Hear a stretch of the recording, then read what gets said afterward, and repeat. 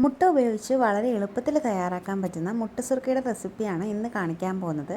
അതിനായിട്ട് ആവശ്യമുള്ളത് മുട്ട, കറിവേപ്പില, മല്ലിയില, സവാള, എരിവിന് ആവശ്യത്തിന് പച്ചമുളക്, ഇഞ്ചി, തേങ്ങ ചിരകിയത്, പിന്നെ നമ്മൾ മാവ് എടുത്തിട്ടുള്ളത് വറുത്ത അരിമാവാണ്. ഇത്രയും ഇൻഗ്രീഡിയൻസ് ആണ് ഇതിന് ആവശ്യമായിട്ടുള്ളത്.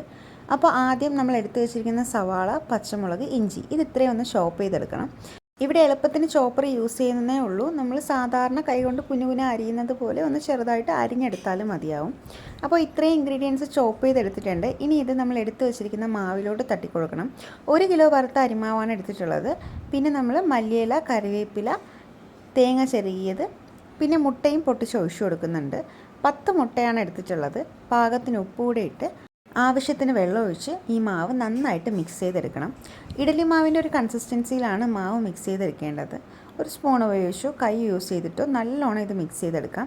ഒരു 1/2 സ്പൂൺ സോഡാപ്പൊടി കൂടി ഇതിലോട്ട് ചേർത്ത് കൊടുക്കുന്നുണ്ട്. നല്ലോണം മിക്സ് ചെയ്തെടുക്കുമ്പോഴേക്കും മാവ് ഈ ഒരു കൺസിസ്റ്റൻസിയിൽ കിട്ടും. ആവശ്യത്തിന് വെള്ളം ഒഴിച്ച് ഇഡലി മാവിൻ്റെ കൺസിസ്റ്റൻസിയിൽ മാവ് മിക്സ് ചെയ്തെടുത്തിട്ടുണ്ട്. ഇനി ഇതൊരു 10 മിനിറ്റ് റെസ്റ്റ് ചെയ്യാൻ വേണ്ടിയിട്ട് മാറ്റി വയ്ക്കാം. ഈ ഒരു ഉണ്ണിയപ്പ ചട്ടിയിലാണ് നമ്മൾ ഈ മുട്ട സുർക്ക പൊരിച്ചെടുക്കുന്നത്. അതിനായിട്ട് പാം ഓയിലാണ് യൂസ് ചെയ്യുന്നത്. പാം ഓയിൽ ഒഴിച്ചു കൊടുത്തിട്ടുണ്ട്. ഈ കുഴികളെല്ലാം കവർ ചെയ്ത് മുങ്ങി നിൽക്കുന്ന രീതിയിൽ വേണം എണ്ണ ഒഴിച്ചു കൊടുക്കാൻ. കുറച്ചധികം എണ്ണ ഒഴിച്ചു കൊടുക്കാം. എണ്ണ നല്ലോണം ചൂടായിട്ടുണ്ട്. ഇനി മാവ് ഇതിലോട്ട് ഒഴിച്ചു കൊടുക്കാം. ഇതുപോലെ ഒരു ചെറിയ കുഴിയുള്ള സ്പൂണിലോട്ട് എടുത്തതിന് ശേഷം ഓരോ കുഴികളിലായിട്ട് ഒഴിച്ചു കൊടുക്കാം.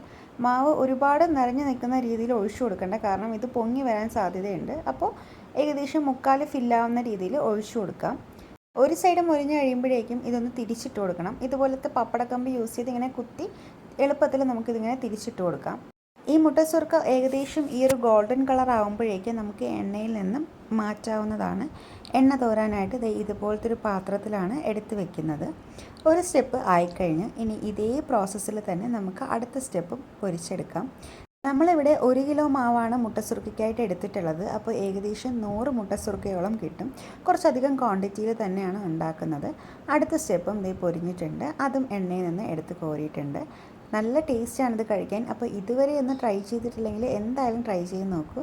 കണ്ടില്ലേ, ഉള്ളൊക്കെ നല്ല വെന്ത് നല്ല സോഫ്റ്റായിട്ട് കിട്ടിയിട്ടുണ്ട്. വീഡിയോ ഇഷ്ടമായെങ്കിൽ ചാനൽ ഒന്ന് സബ്സ്ക്രൈബ് ചെയ്ത് സപ്പോർട്ട് ചെയ്യണേ. ഇത് ട്രൈ ചെയ്തിട്ട് അഭിപ്രായം കമൻറ്റ് ബോക്സിലൂടെ പറയണേ. അടുത്ത വീഡിയോയിൽ കാണാം.